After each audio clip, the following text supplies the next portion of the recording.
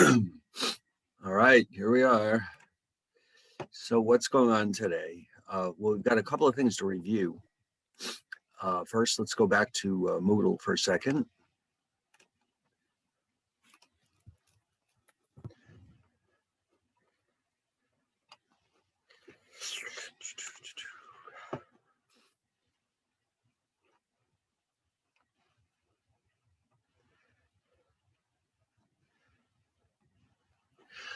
All right, so what's left is we were not completely done with chapter 6, problem sets. Where is that?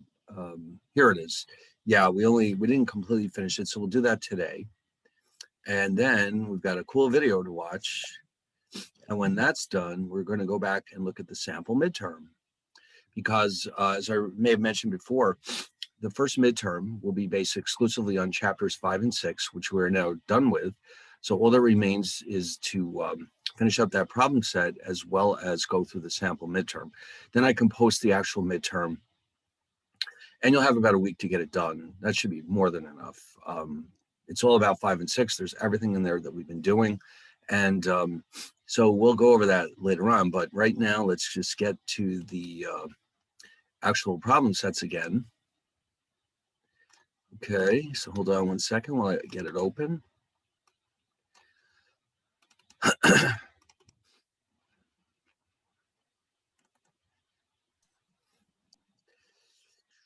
So most of it is done, but not all of it. Okay, so we still had a few foils. I think, no, we still had a few factorings to do. And then we also have our friend, the quadratic formula. So right about here somewhere we left off. I think it was 23 maybe. That was the first one where we had to rearrange it algebraically to make sure that this was in the right form. So let's start with that one, 23. All right, first let me do one thing.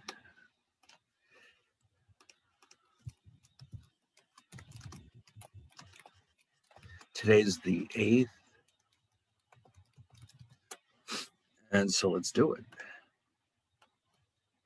All right, so the first one we want to note here is that while these are technically quadratic equations, they're not actually written in the format that we're used to seeing, by which I mean ax squared plus bx plus c equals 0. So what we need to do is take care of that first. Otherwise, we're bound to get the wrong answer. Okay, so hold on one second. Let's do that.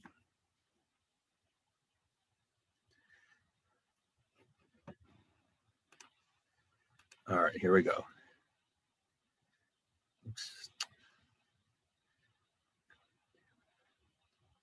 All right, so this one should be x squared minus 14x minus 51 equals 0.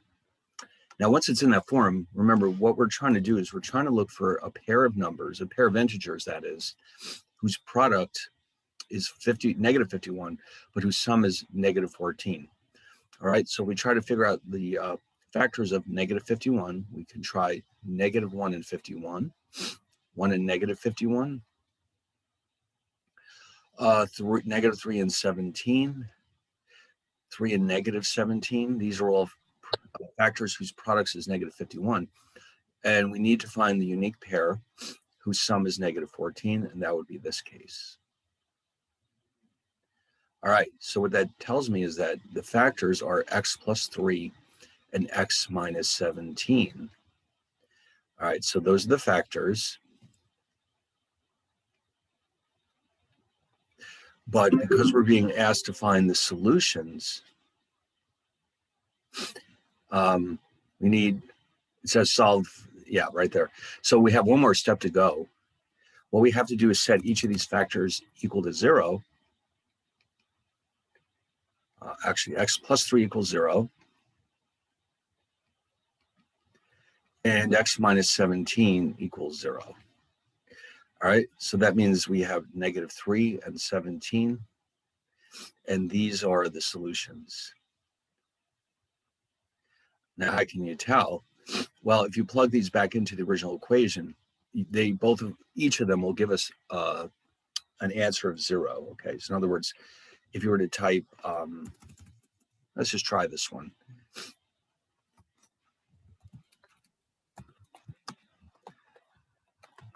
All right, so we'll double check with x equals -3. So go back to the original equation now. We're going to use the equation written in the proper form right here, x squared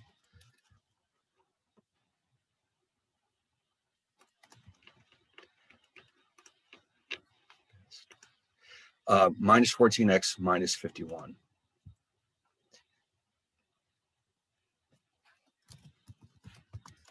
So we'll replace each x with -3. And let's see what happens.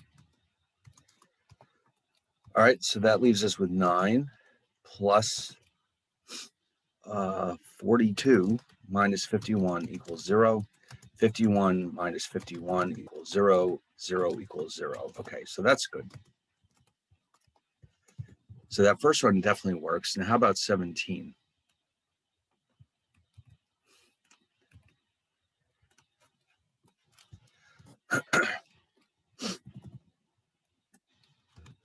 So 17 squared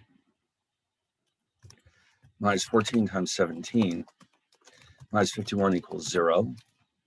And then, let's see, 17 squared is 289. 14 times 17 is 238. All right, so 289 minus 238 is 51. Well, there you go, 51, 0 equals 0, perfect. All right, nice. Now the next one also has to be rearranged slightly. It's not that far off, but it does need to be changed a little. So let's rewrite this as x squared minus x minus 20 equals 0. All right, so now it's in the proper format. And again, the proper format means ax squared plus bx plus c equals 0.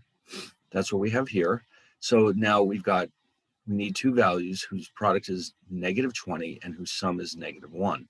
So we can try -1 and 20, 1 -20, -2 10, 2 -10, -4 5, 4 -5. All right, one of those has to be the right one. So remember, we're looking for a sum of -1, and that would, of course, be this pair. Okay, so the factors that we're looking for are x plus 4 and x minus 5. All right, now the solutions then are, so x plus 4 equals 0 and x minus 5, whoops, 0, okay. And then we'll set these each equal to 0, and we'll see what we get. So this first, that means x equals -4 and x equals 5. Okay. So, we could double check this. We don't have to double check every single one of them. Just as long as you know that if you want to make sure that your solution is correct, you can just plug them in to the original equation, and in both cases, you should get 0. If not, then clearly you've done something wrong. And also up here, when you first originally discovered the factors or find them, you can double check them by doing FOIL on them and making sure that they give you back this expression. All right, so there's a couple of opportunities to double check your results. You don't have to feel like you must do it every time, but if you're not sure, then you've got 2 opportunities to confirm that you've done this correctly, which is kind of nice. Now this one, again, needs to be rearranged slightly. So let's do that right now. We'll just rewrite this as -81 equals 0. All right, now again, we need 2 numbers whose product is -81, but whose sum is +24. So what do we have? 181, -181. Now 3 divides into 81 27 times. And so, oh, wait a minute here. Sorry, we need negatives.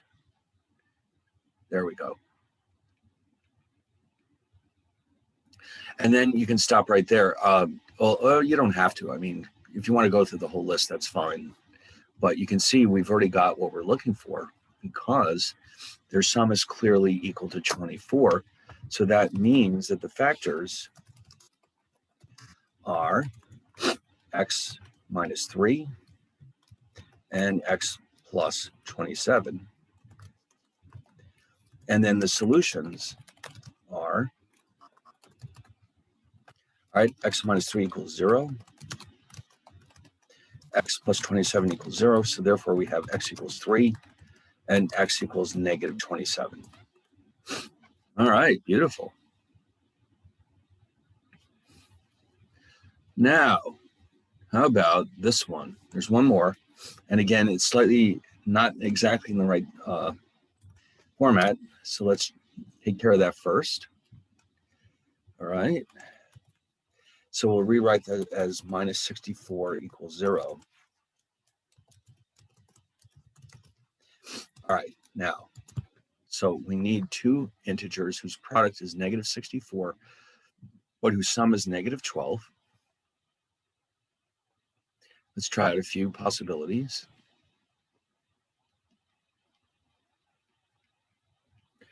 Let's see, 4, negative 16.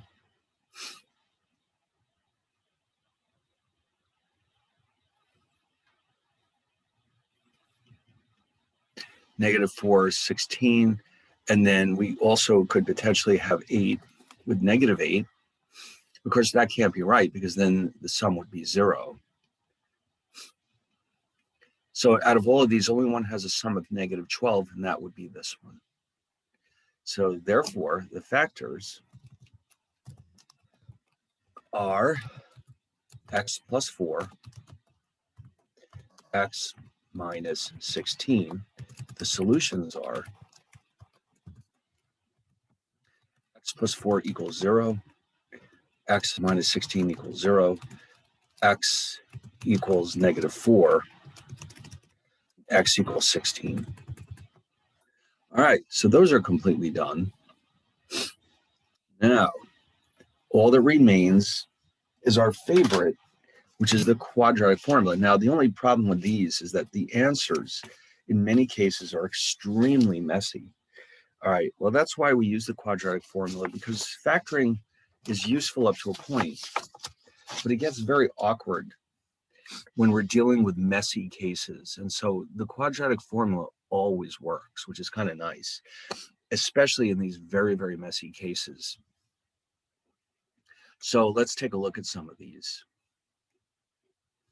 Like, for example, let's look at this first one. As soon as you see that the coefficient of x squared is not 1, you know that the answer could be very messy. Now here, if you notice, this one is written in the proper format. Okay, so we can just go ahead and identify a is 3, b is 1, and c is negative 1, because we know that the actual proper form, as it's called, is ax squared plus bx plus c equals 0. Okay, so you're looking for the coefficients here of x squared, x, and the constant. Now the formula is something that we all know very well by heart by now, and that is that the 2x's equal minus b plus and minus the square root of b squared minus 4ac all divided by 2a. So now it's just a question of substitution, but it's still easy to make mistakes. Just because it's substitution doesn't mean you can't make mistakes, especially with the negatives.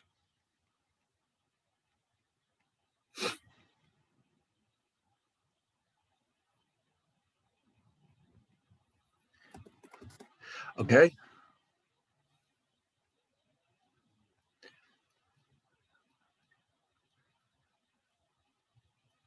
All right, so it's minus 1 plus and minus.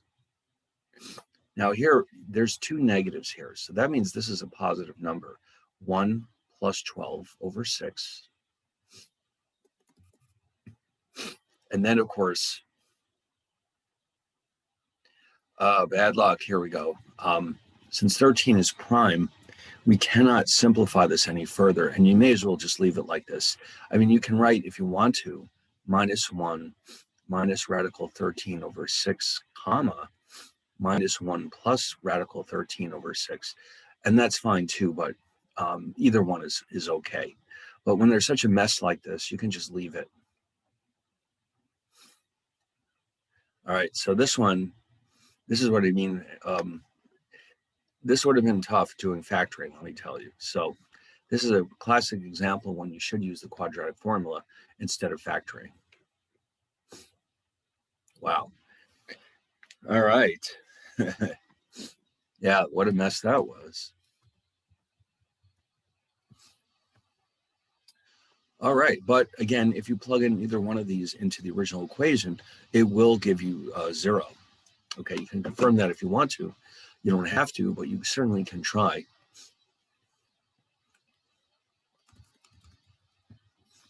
Now here we have another quadratic expression that is not written in the correct form. So we have to fix it a little bit. Let's do that first. Let's rewrite this as 4x squared minus 7x minus 2 equals 0.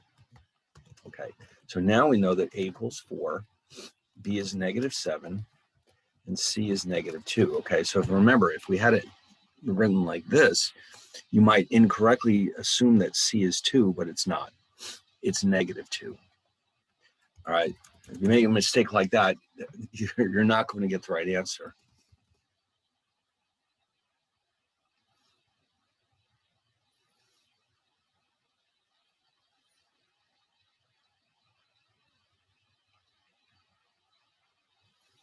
Okay.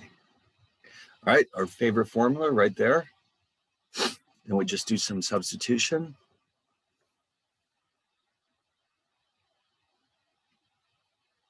Oops.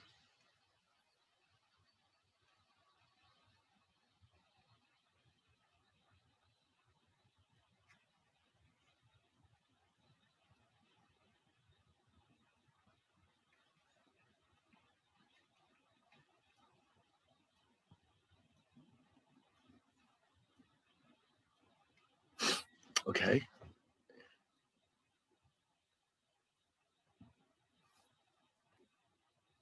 All right, so what do we have here?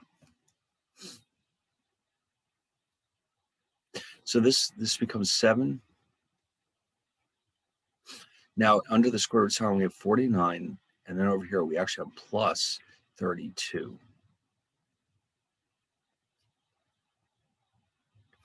All right, so now when you consolidate those,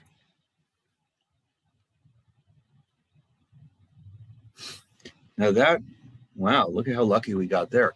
49 plus 32 is 81, which is, of course, a perfect square. Uh-huh.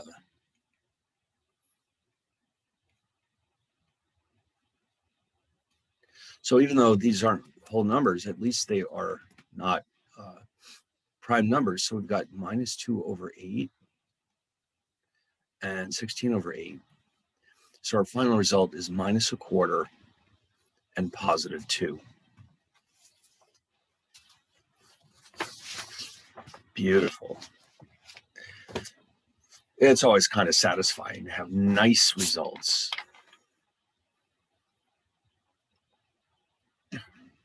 As I'm sure you'll agree. All right, here we go. Let's try another one.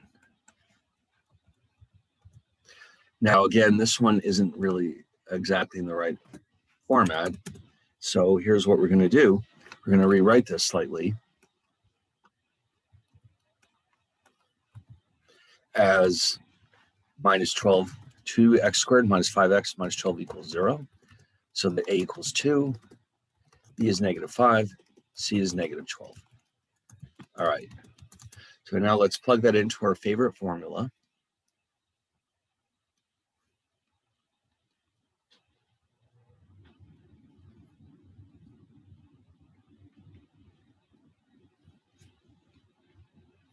Okay, so what do we have now?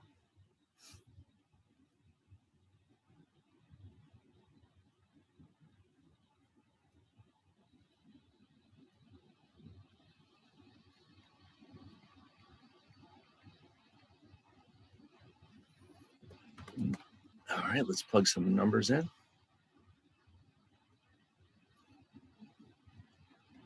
5 plus and minus.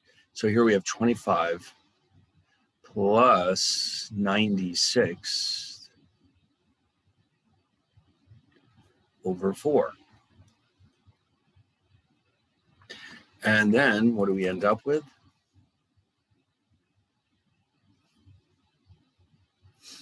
Square root of 121. Well, guess what? That's a perfect square. That is just 11. Okay, so you've got 5 minus 11 over 4, comma, 5 plus 11 over 4. All right. Minus 6/4, comma, 16/4. Or finally, we just have minus 3/2, comma, 4. All right.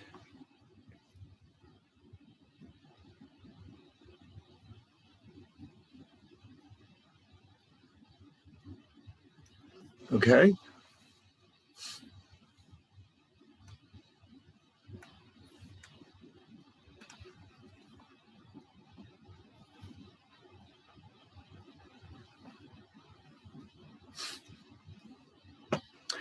All right. There's a few more here. By the time we're done here, we'll be experts in the quadratic formula, that's for sure. Now, this next one is already written in the proper form, so we can just go ahead and assign the letters. In this case, a equals 1. Remember, there's an implied 1 here in front of x squared. B is 5, and C is negative 12.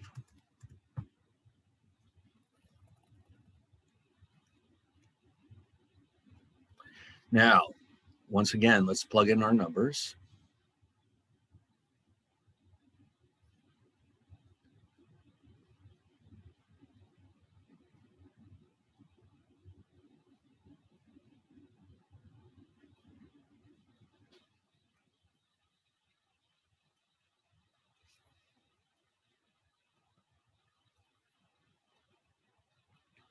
All right. Minus 5 plus and minus 5 squared minus 4, 1, minus 12. Oops.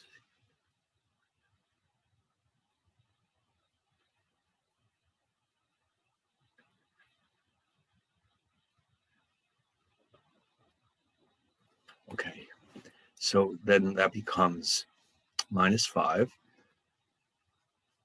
Now here we have 25 plus 48 over 2.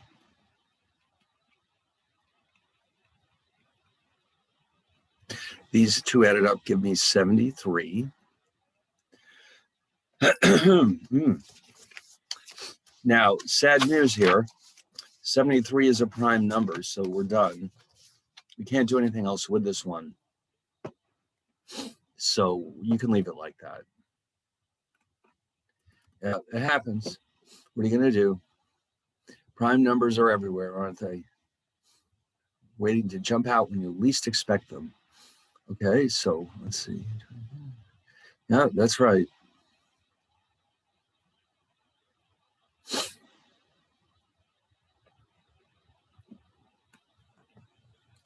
Okay, now for this next one, we once again do not have to make any changes. It's already in the right format, so let us just note that A equals 3, B equals 5, C equals 1.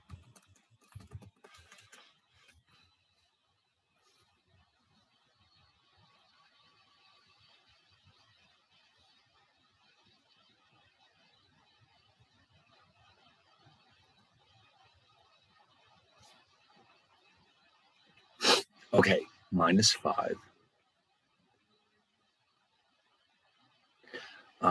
5 squared is 4, 3, 1. Okay.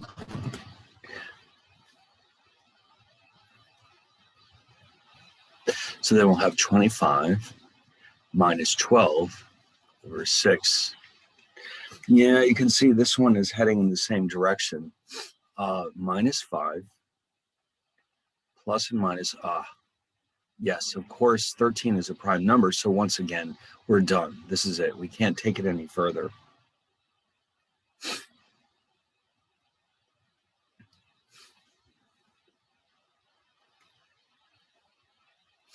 All right. All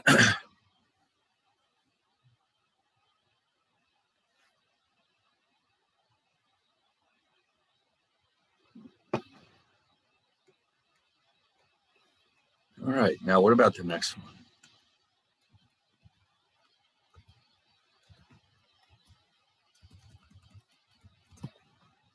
So this one needs to be adjusted. This is 5x squared plus 2x minus 3. So that a is 5, b is 2, c is negative 3. Okay, good.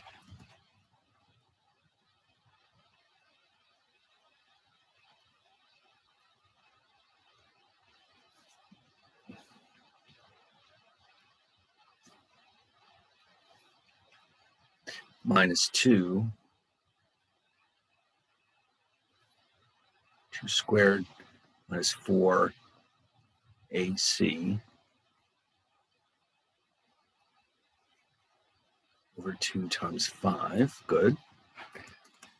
All right, let's see where this one is going.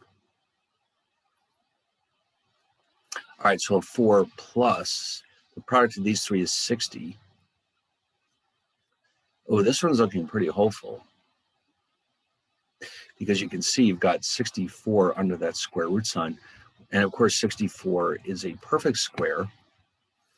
That is that's going to give us 8.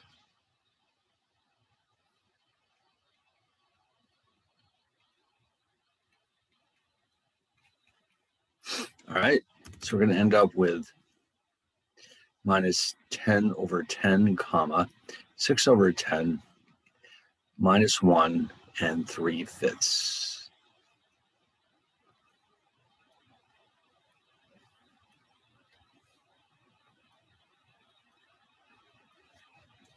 All right.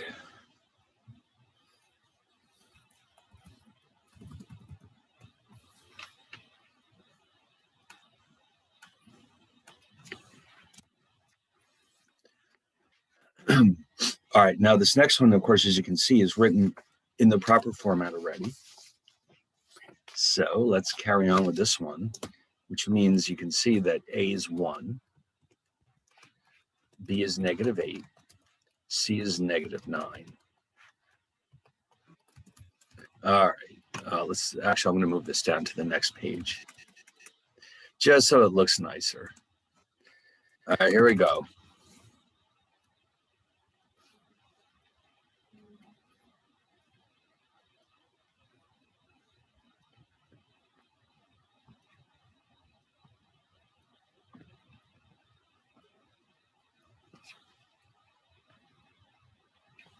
Okay.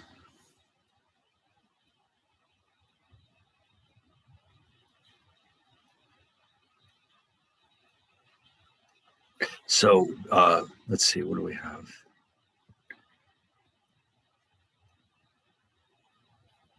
Oops.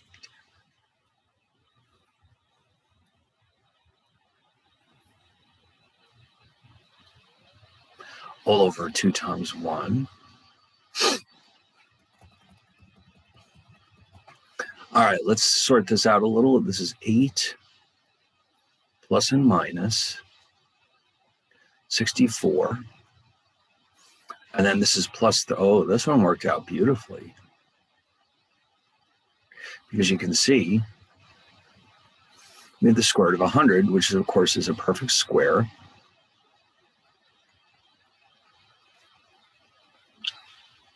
All right, so let's carry on a little further. We have 8 minus 10 over 2, comma, 8 plus 10 over 2, minus 2 halves, comma, 18 halves, minus 1 and 9. work if you just did it the other way? What you mean factoring? Sure. Yeah, this one you could have factored. This was a simple one. Although in this case, it does say in the instructions, use the quadratic formula. But yes, you could actually use factoring in this case just to double check your results. Yes, this would have been an easy factor because you can see all you would have needed is x. You need the two numbers whose product is -9, whose sum is -8. So already you've got that. And so this could have been written as x plus 1, x minus 9. And that means that x equals -1, x equals 9. So in this one case, that maybe the factoring would have been a little quicker. But I mean, let's face it, let's look at some of these other ones. Oh my God. This one, it doesn't, you see now the problem is the technique that I showed you for factoring assumes that the coefficient of x squared is 1. So we would not have been able to do this one properly. In fact, I think, well, this one, oh no, you could have tried, but you would have never gotten anywhere with this one. So yeah, this is one of those exceptional cases where the factoring would have maybe been a little quicker, but it's good to be able to do both. And then one can always act as a double check to the other. Anyway, so this one needs to be rewritten. As you can see, it's not in the proper format. Wow. How it's so sloppy sometimes. No, it doesn't matter. We always can rewrite anything we want into a better format. And of course, here we have to watch it because b is actually 1. There's an implied 1 multiplied by this x. All right. So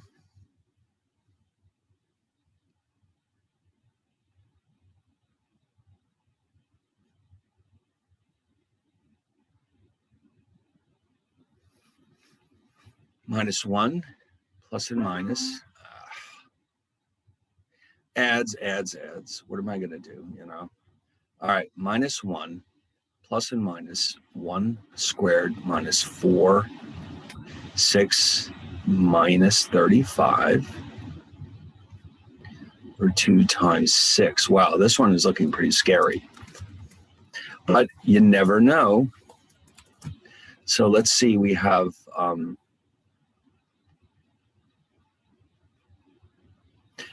1 plus. Now, 24, this is, what is this? 4 times 6 times 35, 840.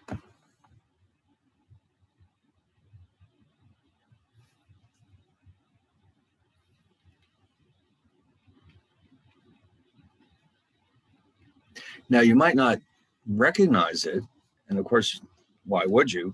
But that 841 turns out to be a perfect square. It turns out that 29 squared is 841. Who knew? If you knew that, that means you're exceptionally good at this kind of thing. Maybe you should switch your major. I mean, really, that's a tough one. Okay. But yeah, all you had to do is go to your calculator if you're not sure and just ask it for the square root. And you would have said, oh, what do you know? We've got a winner here. We've got a perfect square, a very high one. So that means we've got -1 minus 29 over 12, comma, -1 plus 29 over 12. So you've got -30 over 12.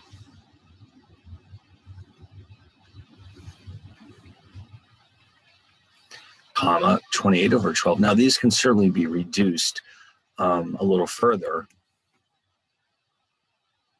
For example, this one, you can reduce it to -5 halves. And this one is 7/3. All right. In other words, if you divide both of these ratios by, actually the first one by 6 and the second one by 4, this is your final result. -5 halves, comma, 7/3. Wow. Interesting.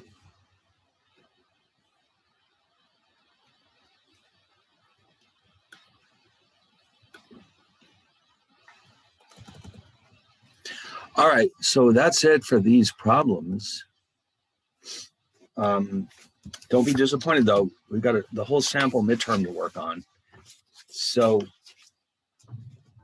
but before we do that, we have a video to watch. Now, believe it or not, this entire video is based on the quadratic formula. Now, it turns out to be even cooler than you even realized.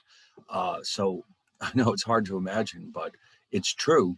So we're going to find out some of the more interesting details about it in this very interesting video. So first, let me get it open for you. It's hiding right here on Moodle. So what I'm going to do, of course, as usual, send you the link. And then we'll watch it. Oh, of course, as usual, I'll post the rest of these. The first half of the solutions is already on Moodle. So the ones we did today, I'll post those when we're done. So you have a complete set. All right, let's check this out.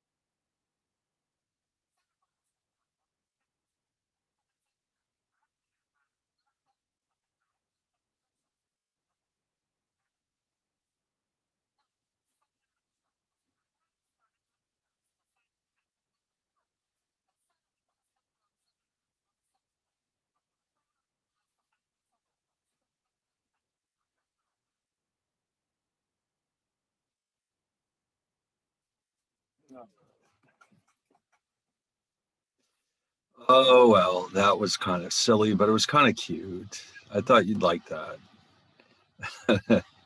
But you can see why, in the early days, you've got to feel bad for the Babylonians and the Egyptians.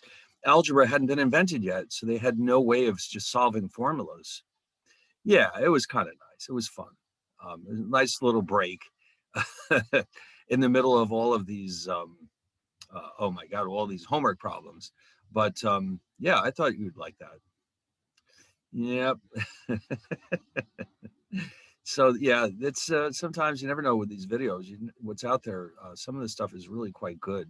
Um, and it certainly holds your attention when they put it in historical perspective like that. And you don't think about it. I mean, all these things we use, they had to come from somewhere. And so people have been thinking about these problems for thousands of years. It's just that, over time they needed to develop techniques to help discover how to solve for them. But the questions themselves have always been around. Like, how do you build like a storage unit like that with the right dimensions? It would have been a real challenge when there weren't any actual digits like we have now. So anyway, so they did what they could. They used geometry to come up with the solutions. So anyway, so let's go on and now look at the sample midterm. Yes. Now, of course, the sample midterm has a little bit of everything mixed together in it. It's meant to be, well, I almost forgot to turn that back on. The sample midterm is a mixture of everything we did in chapters 5 and 6, and it's a very good forecast, shall we say, of what the actual midterm will look like. So it's not quite as long as the others. It's just meant to be like almost like a smorgasbord of math problems based on everything we've done to this point. So it is right here somewhere on the, or it should be. Yeah, there it is. Oh, no, I didn't forget. It's right there on Moodle. And so let's get that open and let's get started. And of course, this is a good opportunity to see if you start to forget anything we've been doing. So let's see.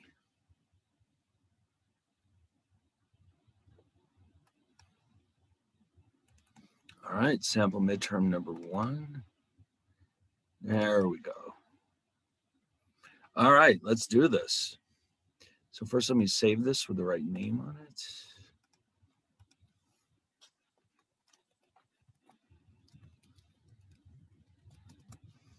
All right, factors. Oh my God, it's been so long since we thought about factors.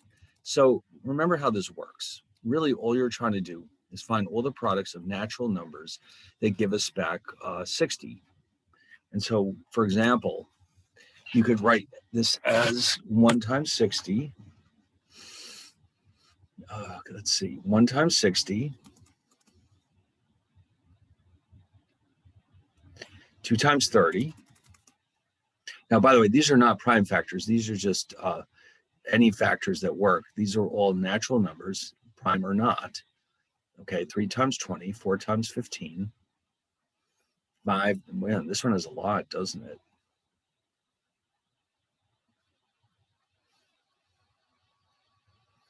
Oh, Christ. 5 times 12. 6 times 10. And then we don't, I think that's it. We don't need to go any further. The next one would be 10 times 6, which you already have. So therefore, based on this list, we can now just write them out as 1, 2, 3, 4, 5, 6, 10, 12, 15, 20, 30, and 60. And you know what? If you're on the test, you can leave it like this. You don't have to write them all out, but that's okay too. Either one of these will do the job. Okay.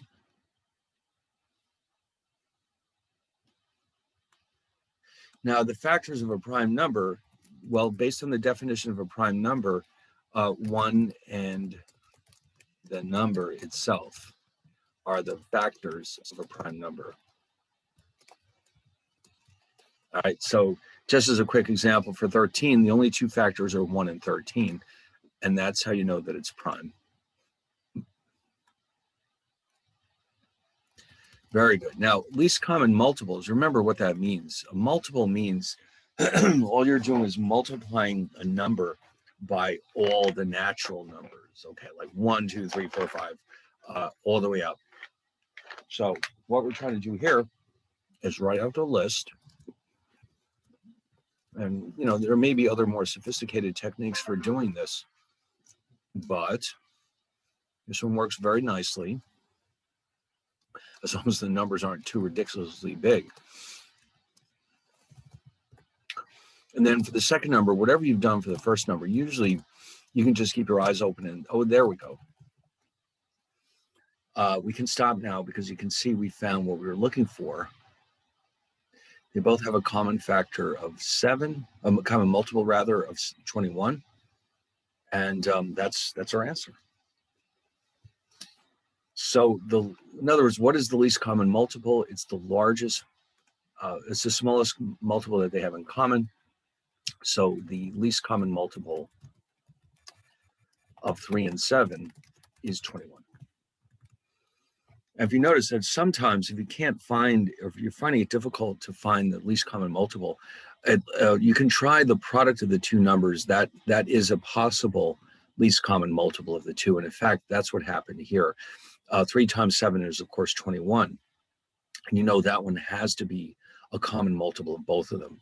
It may not be the least common multiple, but it is one common multiple that they have between them. So always, if you're stuck, try that one. All right, now, how about the greatest common factor? Now, this is the one that required those trees that we drew to find the prime factorizations. All right, so remember, this was kind of fun, as a matter of fact. What do you do in these cases? I'll tell you what, let's jump this down here so that we've got space to draw the trees. So you would have for 24, now with these, we're trying to find prime factors, so do not use 1.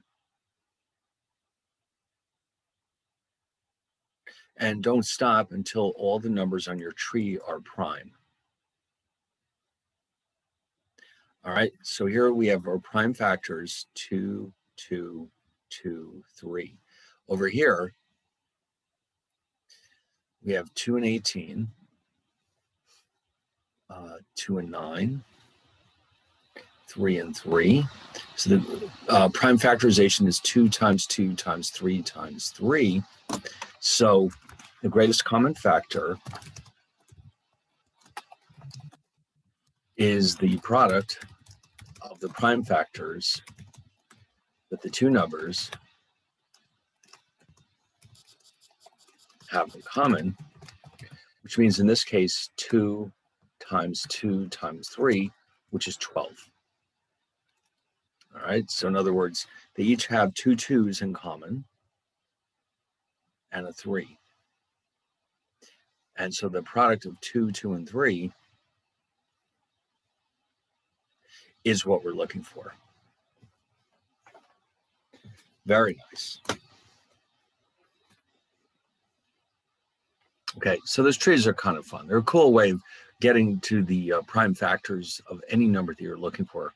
There's probably another way of doing this, but I think this is the easiest because you can see visually what you're doing. And also the nice thing too is that the order in which you do these doesn't really matter. For example, with 36, I could have started with 3 and 12, but I still would have gotten the same results no matter what I did. All right. Oh, composite number. Okay, so you can think of this in a few different ways, but a composite number is just any natural number that's not prime. In other words, a composite number has at least one factor other than 1 and the number itself. Okay, so in other words, prime, if prime means 1 and the fact, it only has factors of 1 in the number itself, a composite number must have at least one more than just 1 and itself.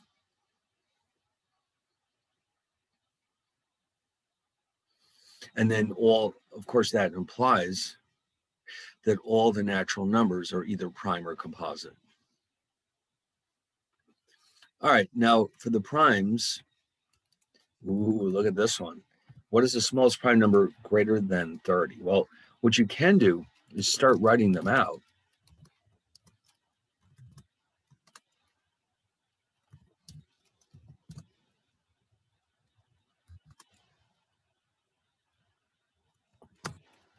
Oh, there we go.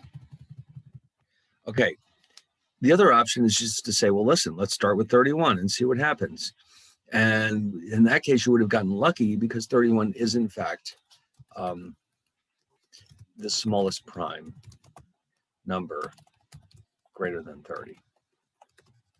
Okay, so that's another possibility. That you don't really need all these lower prime numbers. I just thought, it might be fun to write them all out. But, what you could have just done is said, well, listen, let's check 31 and see if it's greater, if it's prime or not. And in that case, the answer would have been yes. All right, now, oh yes, our favorites, simplifying radicals. These are always a lot of fun. Remember what we're trying to accomplish here. We're hoping to find factors of this number of which at least one is a perfect square, if we can find it. That would be the ideal. Okay, so like here, for example, you can see, and by the way, this is another case where you can do this in many different ways, and you'll always end up with the same result. So here, for example, what I'd like to do is rewrite this as 16 times 3. Not that you have to do it this way, but no matter how you go about it, like if you started with 4 times 12, for example, you still would end up at the same place, which is 4 radical 3. Okay. But I think this one is a little bit quicker, this approach.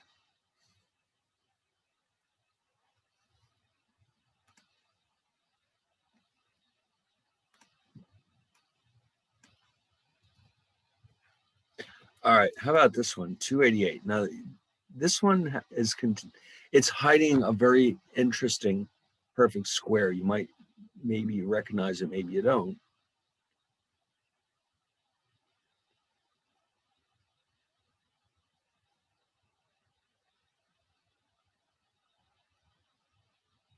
And so it's 144 times 2. And of course, you recognize that the square root of 144 is 12. Oh, yeah, there we go. That little 144 was hiding in there.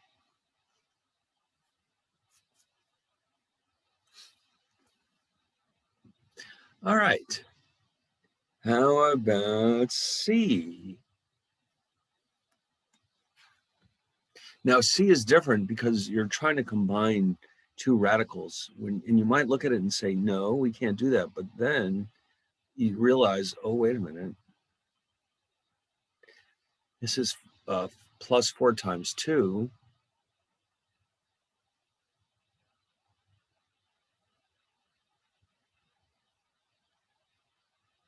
But now when you reach this point, you're done. Although what usually ends up happening in these cases is the convention is to write all the whole numbers first and then the radicals. So normally an expression like this would be written as 8 plus 3 radical 2. Not that this is wrong, it's not, but this is the preferred form.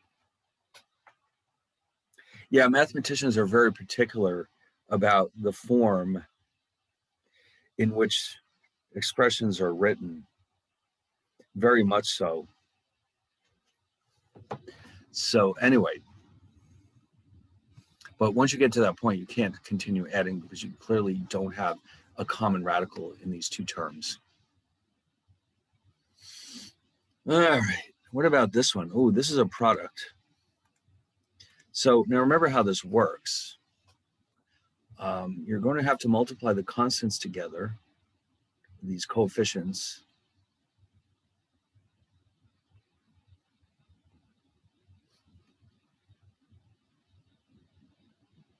Now it turns out that 91 is prime. So here we're just done.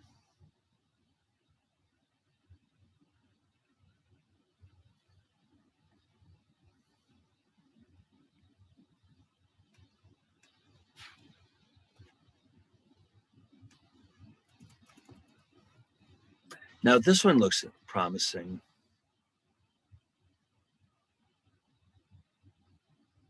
Actually, let's do it a slightly different way. What I'm going to do is, well, actually, no, let's do it this way. This is fine. I'm going to rewrite it as radical 16 times 3.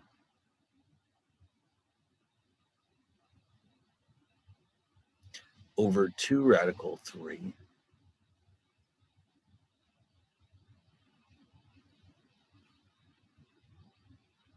All right, now these drop out, and we're left with 4 over 2. Oh, what do you know? It's 2. Now that's as simple as it gets.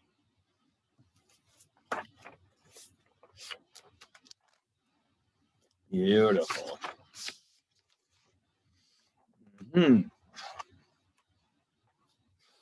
So now we like results like that, that's for sure. All right, now these are pretty straightforward. We just have to remember the rules that we learned about exponents. All right, so for example, the first one is a breeze because anything raised to the 0 power is just 1. No problems there.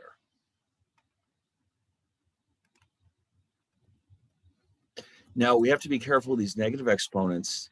This is the same thing as 1 over 4 squared, 1 over 16. That's it, we're done.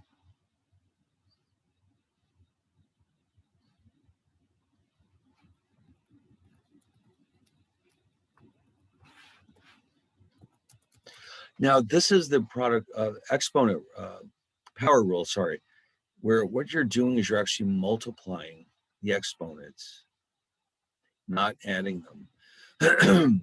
And so here you've got 3 to the 6th power, and that happens to be 729.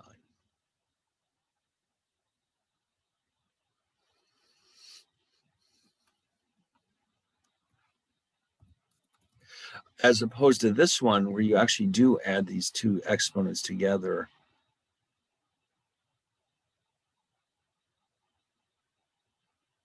Oops, 3 to the 5th. Oops, sorry about that.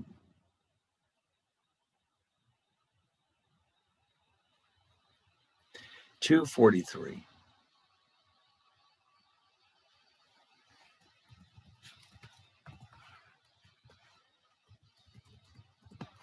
Okay, now this one, we have the quotient rule going on here. So it's 4, the exponent is -2, then we subtract the 3 because this is in the denominator.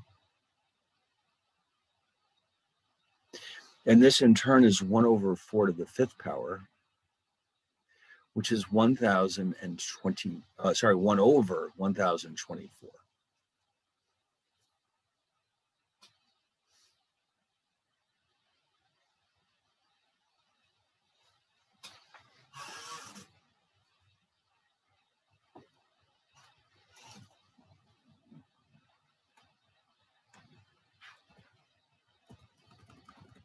Now, 8 to the 1/3, something like this, the only way you can realistically simplify it is to go to your calculator and see what happens.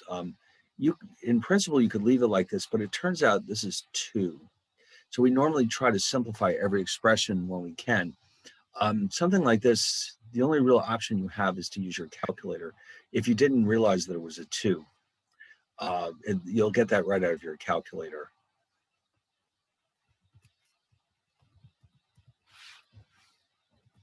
Now this one equals 1 over 27 to the 1/3. Again, it's the same thing.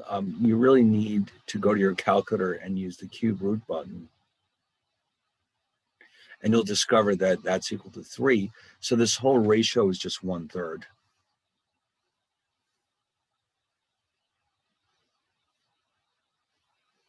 Now, this is one of the challenging ones, 64 to the 2/3. So you have to watch out for this one because you have to notice that what this actually tells us is that it's 64 raised to the 1/3 power all squared. You can tell because according to the power rule, we're going to multiply the 2 and the 1/3 to come up with this 2/3 exponent. Now, if you go to your calculator and take the cube root of 64, you'll see that it's just 4. And so the final answer is 16. The other option you have is to go to your calculator and just do it directly. In other words, 64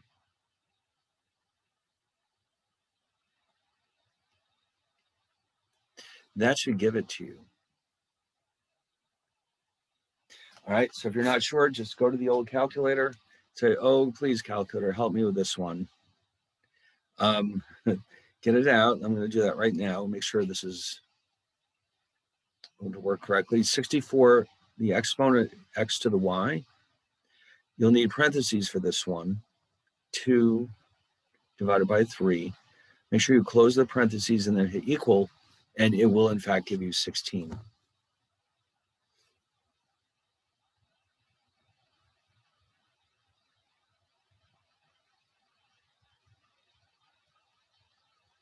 Beautiful. Yeah, and you can feel free to use, and in fact, you could maybe do these all on your calculator when you come right down to it. But it's good that you be able to tell what all these intermediate steps are. All right, that greatly reduces the risk of making a mistake. But yes, your calculator can actually help you out with all of these.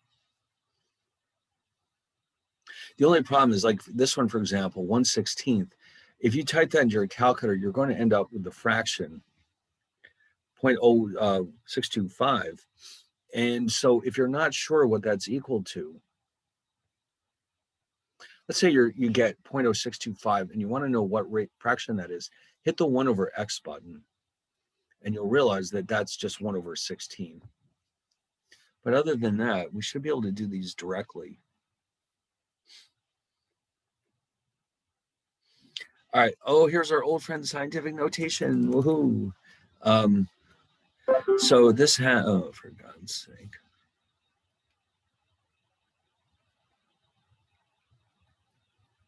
What exponent do we have here? Let's see. 1, 2, 3, 4. One way to do that is to figure out how many places we've actually shifted the decimal to go from this to this. 4 places. The other option is to type this in your calculator, and you'll recognize that 10 to the 4th is 10,000. And so therefore, if I multiply this number by 10,000, it has to give me this number. So if you get a result and you're not sure, go to your calculator and type exactly what it says. Now remember, on your calculator, you can double check that by typing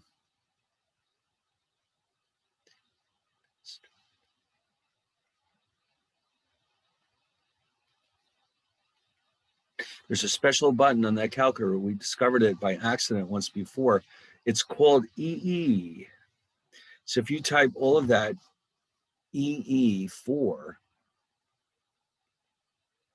okay, you should get the right answer. 1.245217 EE4. Oh, you do need an equal sign. Okay. And when you're done, it'll give you what you started out with, 12,452.17. So you should always know how to double check anything you do in math, just in case. Nobody's saying you have to, but I think it's a good idea. So that EE, remember, is shorthand for 10 raised to this power. How thoughtful of them to put that little button on our calculators.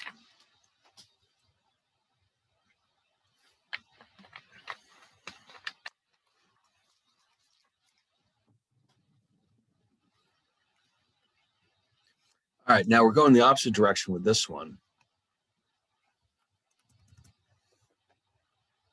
So we always, of course, assume that we start out with 4.098. It has to be a number with 1 digit before the decimal. The rest will follow, but this one clearly will have a negative exponent.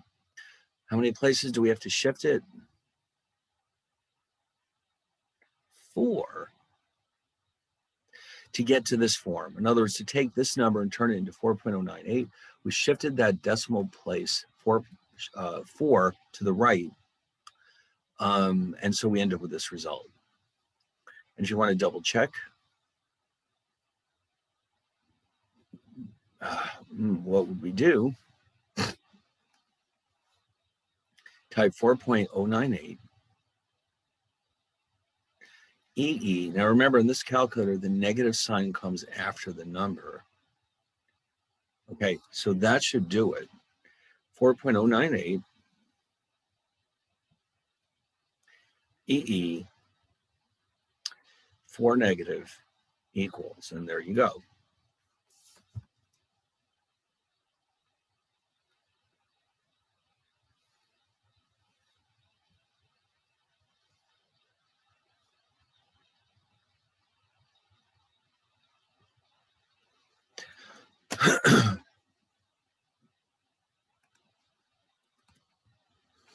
Okay, now here's a simple definition. Since this is a definition, it can be expressed in a few different ways. As long as you make it clear that this is a sequence with a common difference between the terms. That's what we're looking for here, common difference between the terms. You don't have to explain what a sequence is, just what is it that makes it arithmetic. And then with geometric, of course, what you're going to do is explain that this is a sequence with a common ratio between the terms. Now, if it asks you for an example of this, it shouldn't be too hard. It doesn't. But if it did, you could just say, well, how about 1, 2, 4, 8, 16, that kind of thing.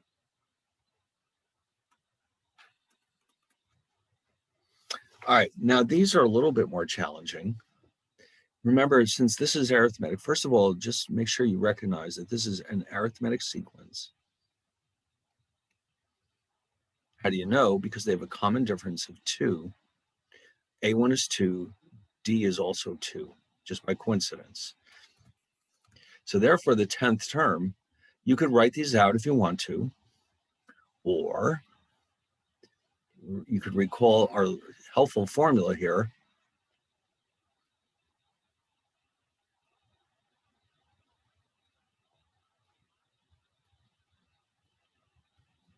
Okay, so you'll have 2 plus 9 times 2, 20.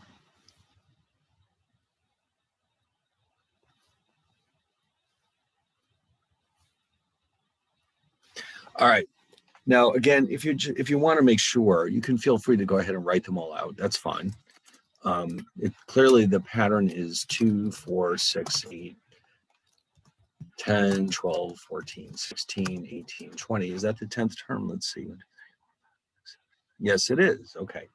So that just proves it.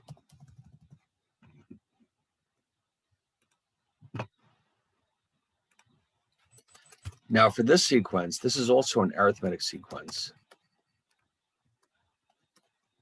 with A1 being equal to 1 and D equals 4. Whoops, D equals 4. Okay, so the sum of the first 5 terms. Now remember with this one, S equals, all right, let's see.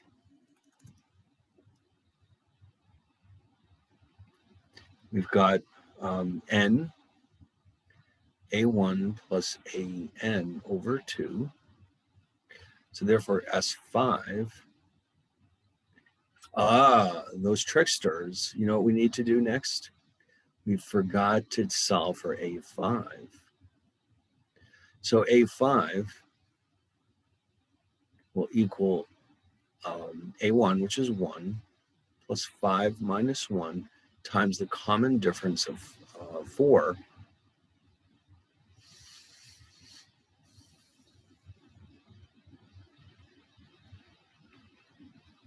But you could have told, I mean, you could fill this in yourself if you want to. So now we're all set. What do we have? 5, 1 plus 17 over 2, 90 halves, which is 45. And you can just add them up too if you want to. Just to double check, there's not that many numbers. You should be able to do this without any difficulties. But ideally, you'd be able to do this with a formula. But you can feel free to double check just by adding them up manually. Not a problem. Whatever works. That's the key. What works is what works, you know. All right. Now this one, Let's jump this down to the next page just to get some space. What's the eighth term? Now, first of all, you can see this sequence is growing very, very quickly. So it can't possibly be an arithmetic sequence. So this is a geometric sequence with A1 equal to 1 and the common ratio of R equals 4. Okay, so in other words, as I keep going through the sequence, I'm multiplying each term by 4 to get to the next term. All right, now you might recall the formula for finding the next term in it, or a certain term in the arithmetic geometric sequence is AN equals A1, and then we multiply that by R to the n minus 1 power. So therefore, A8 equals 1 times 4 is raised to the 8th power, 7th power actually, because it's n minus 1. Okay, so you end up with 4 to the 7th power, which is a huge number. And in fact, it's equal to 16,384. All right, so you can see this sequence grows fast, and I mean fast. Okay.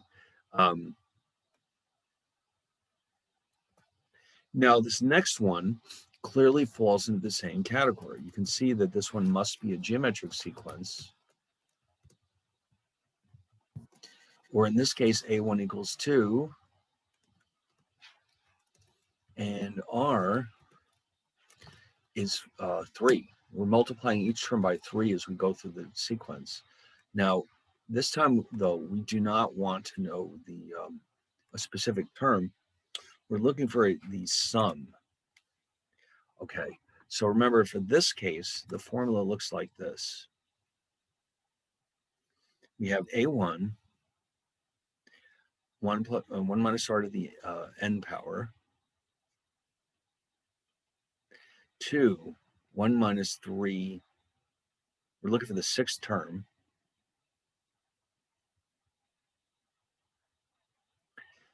Now 3 to the 6th power, ooh, that's a big one, is 729.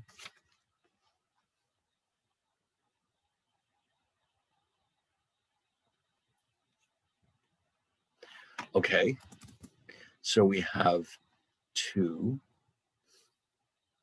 minus 728.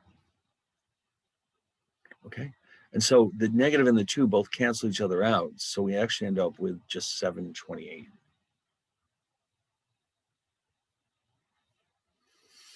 And again, you could feel free to write out all the terms up to the 6th one and add them up if you want to, but you'll just get the same thing.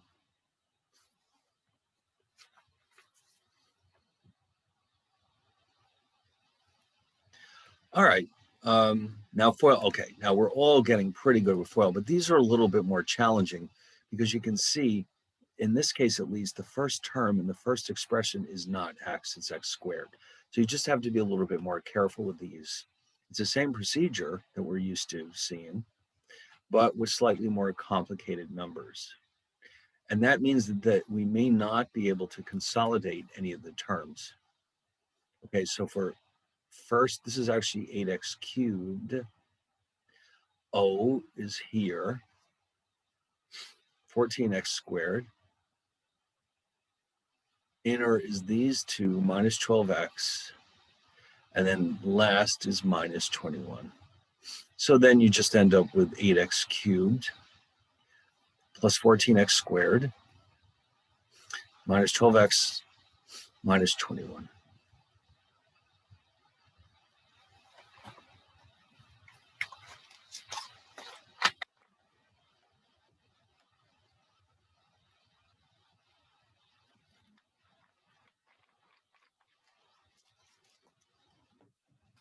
All right, now let's try the second one. Now this one's even trickier because you've got negatives mixed in there.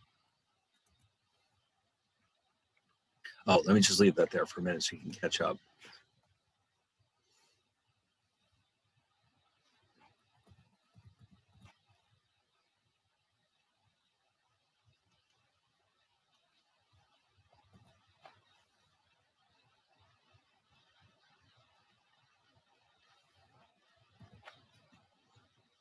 All right, that should do it.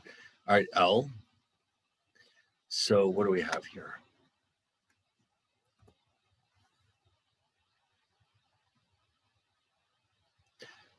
(35x squared minus 10x minus 21x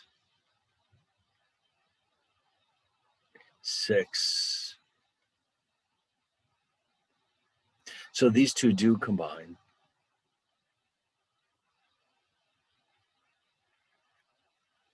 All right. Oops. So again, the only challenge here was that we had these negatives, which we frequently have not. We have not had a lot of negatives in our FOILs before, but any binary expressions or binomial expressions will can be found with FOILs, so we have to be ready for them. No, let's see. C. Ooh, boy, this one looks like a challenge. Oh my God.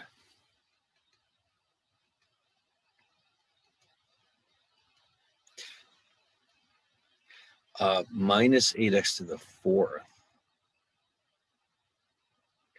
4x squared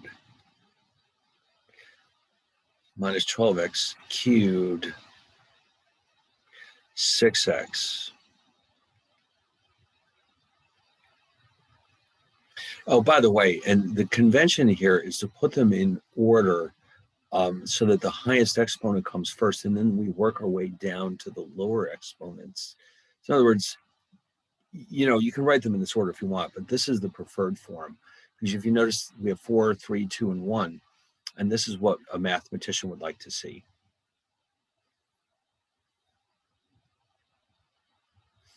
Okay, now if you do it in a different order, it's not wrong. That's okay, but this is what we would prefer to see. All right. Factors, it seems like we just did these yesterday, doesn't it? Well, yes, because we did. All right. So you can see we're getting closer and closer to the more recent material. So what do we need here? We need two factors. The product is 12. And let's try a bunch of these until we get to the one that has a sum of -8. Yeah, here we go. So this one just wants the factors. So that's all we have to do. We're done. And if you want to double check this with FOIL, you can feel free to do so.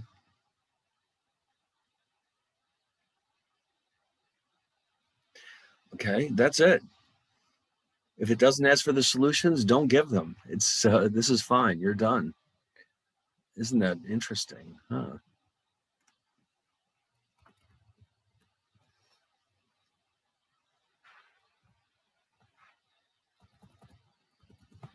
How about this one? We need factors whose product is +8, but whose sum is -6. So we'll write out those factors whose product is +8 rather. And we find eventually we should find the one. Yes, here we go. So that means we're done. X minus 2, x minus 4 are the factors. And that's it. We're done.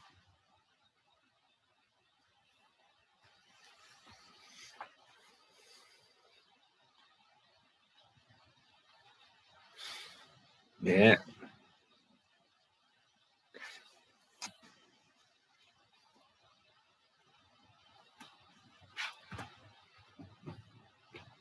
Now there's a few more. Oh boy. Yeah, we're not quite ready. We're not completely done here.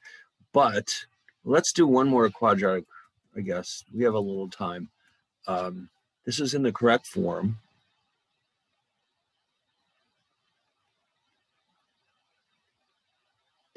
All right, so we can write out A is 2, B is negative 12, C is 16.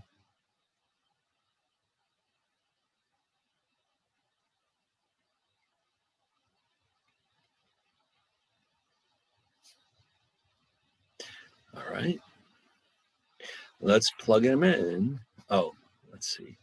Let's try to keep these all on one page here. And of course, as usual, watch out for those pesky negatives.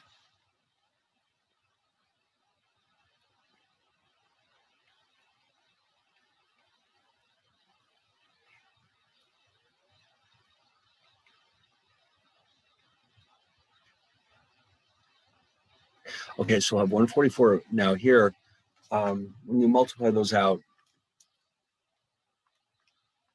you get negative, wait a minute, negative 128.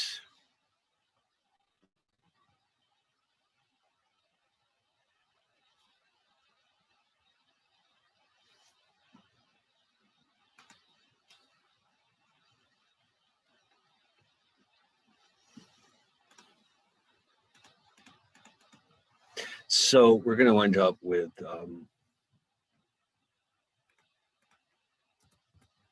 12 plus and minus radical 16. Okay, so we do have a perfect square.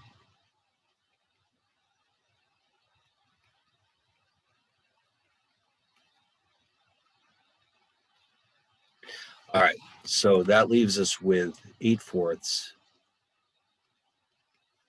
and 16/4. That's 2, 4.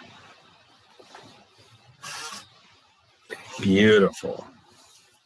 Well, that worked out rather well.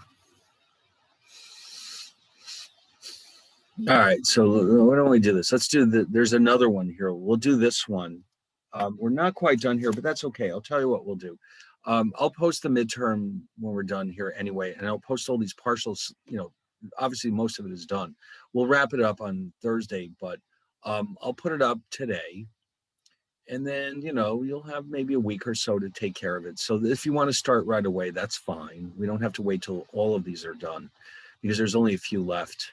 So I think you should have them ready by next Monday. Is not a problem, because believe me, these were meant to be done, this test, in like an hour and a half. So I don't think a week is going to hurt you to get it done. It's just exactly what you're seeing here.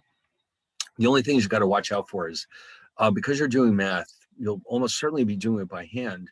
And that means that, try to keep your handwriting as nice as you can. But also, when you take the pictures, which is, as far as I know, the only way to do this properly, you either take pictures with your camera or else use a scanner, if you have one, to send them back in PDF form.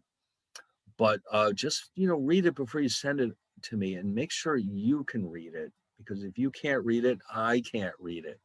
So just be careful, make sure that it's clear enough that it can be read. Be especially careful if you're using pencil, because pencil doesn't always photograph well. If you're using a pencil, make sure that the writing is dark enough that the camera will pick it up. That's the only suggestion I would make, because otherwise it can be very difficult sometimes to read what people send me. Most of the time it's fine, but there are cases where it's very difficult. And also, to the extent possible, show at least some of your work, so that you can get some of the partial credits, because the more work you have, the easier it is for me to give you partial credits. Okay.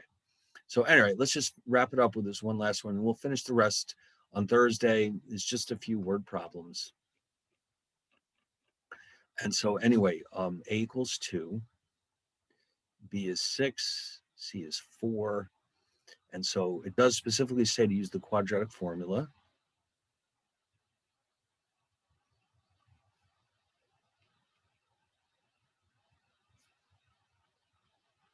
All right, so you're going to have minus 6,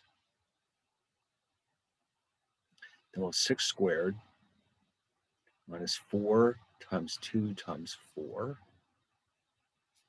all over 2 times 2. All right. And then we'll have, all right, so let's simplify it a little bit. We'll have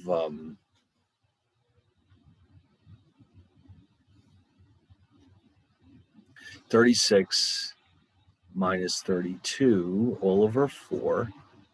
Oh, this looks very promising because look what we have here. A perfect square. Okay, now that means we have minus 6 minus 2 over 4, comma, minus 8 fourths, minus 4 fourths equals minus 2 and positive 1. So again, we worked out, we wound up with some very nice solutions. Oops, nope, that's minus 2 and minus 1, my fault here. I left out the negative. Now we're good.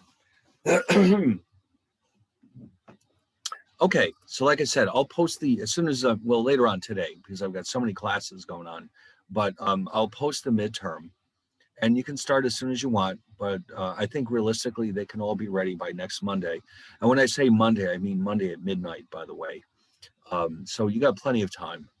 And this way you've got a full week to work on it and ask questions if you need to, or send me emails.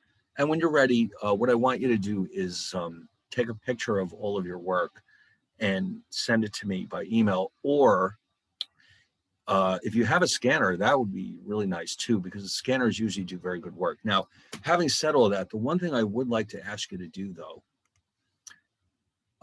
is send it to my purchase account. The only reason I'm saying that is because I don't get nearly as much mail in my purchase account as my Dr. AA account. And so the my email address from here is just, what you would expect. And so this way, if they're all in my purchase inbox, they're all together in one place and it's easier for me to find them. If they go into my other account, they're going to compete with hundreds and hundreds of others for me. And let's just say that sometimes it's hard for me to find them when they're buried in there. And also, if it's possible, I'll just throw this right in here. Try to, when you save these files, try to put your name in the title. In other words, if you put in just exam or something like that, I mean, there's a risk that I might not be able to figure out who it belongs to. So if you put your name in the title of your files, that makes it much, much easier for me to find your material and organize everything correctly. If I get files like this, IMG 3222, I have no idea who you are. Okay, so I will keep track of it by copying it out of your email into a file folder just for you. But let's just say that the risk of losing your work is much lower if your name is actually in the file. Like, let this become John Smith or something like that. You see how much easier it is for me to figure out who you are if the file says John Smith JPG instead of IMJA or something like that, because that's what it's going to be if you take a picture with your camera. And so other than that, I think just, it's pretty straightforward. Just do this like you would as if you were in a classroom, and then take pictures of everything or scan it back to, hopefully, if you forget, it doesn't really matter, but hopefully most of you will remember to put this or send it to my purchase account. And also, as many people as possible will remember to put your name in the files. In other words, change them to something that has your name in it or something that indicates who you are. Believe me, it'll make things 10 times easier for me to correct them. And that means they'll be able to do it a lot faster than if I'm struggling to figure out who's who. All right, so those are the only suggestions that I would make. And also, again, just double check before you send me anything and make sure you can read it yourself, because, it's much harder. It's got to be clear, otherwise I can't correct it. All right, other than that, and then we'll finish these up next time. There's only just the last 3, and they're just like some ones we've already done. So you can get most of the midterm done without these 3 anyway. So, you can get a head start, or you can wait till Thursday, but let's just agree to have them ready by next Monday at midnight. Okay? And I'll see you all on Thursday then. Thank you. Thank Okay, you. you're welcome. Thank you, I'd see you next time. President. Thank you. Bye. Thank Okay, you. bye. Bye.